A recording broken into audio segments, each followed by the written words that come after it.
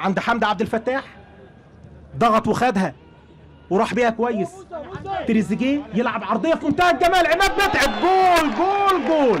يا سلام يا متعب، يا سلام يا تريزيجيه، عرضيه بلسم. وادي عماد متعب ايه، طلع من تحت الارض الراجل في مكان مثالي يحط الجول الاول للنادي الاهلي. هي دي الفراوده اللي بنتكلم عليها.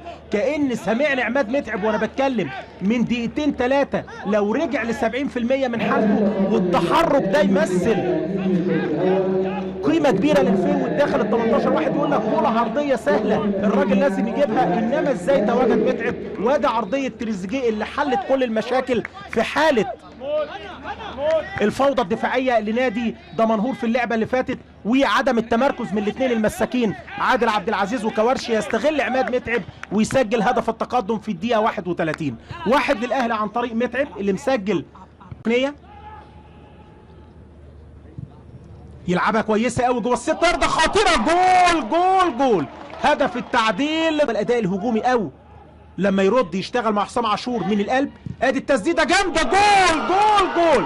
حلوه حلوه حلوه حلوه حلوه اللي فاتت. محمد رزق بيسجل اول اهدافه بالقميص الاحمر في الدوري، واخد القرار والكره جايه له في بطن الشبكه الناحيه الثانيه بعد 4 دقائق. 2 للاهلي 1 لدمنهور. بص شوف باسم علي، وبص شوف رزق، ثنائي ذئاب الجبل اللي جم للنادي الاهلي وانتقلوا من المقاولين العرب، هم اللي بيعملوا الجون وهم اللي بيخلصوها عن طريق محمد رزق. انما قطم حلو قوي باسم علي ويريحها له ويحطها في الزاويه البعيده لاسلام انور حارس المرمى اللي كان قرب قوي وقفل الضيقه، انما سايب الجون مفتوح تماما.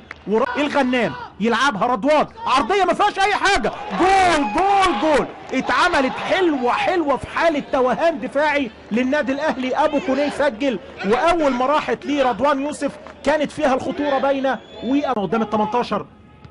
حلوه خطيره، ممكن جول جول جول. عماد متعب الجون الثالث للنادي الاهلي. حلوه حلوه حلوه، تمريره بلسم، وعماد متعب يعوض ركله الجزاء اللي ضاعت منه عشان يحط النادي الاهلي في المقدمه مع الدقيقه 37. لسه بتكلم على المفاجاه الهجوميه ولسه بتكلم على الشجاعه. يفاجئنا عماد متعب بتمريره في منتهى الجمال والروعه.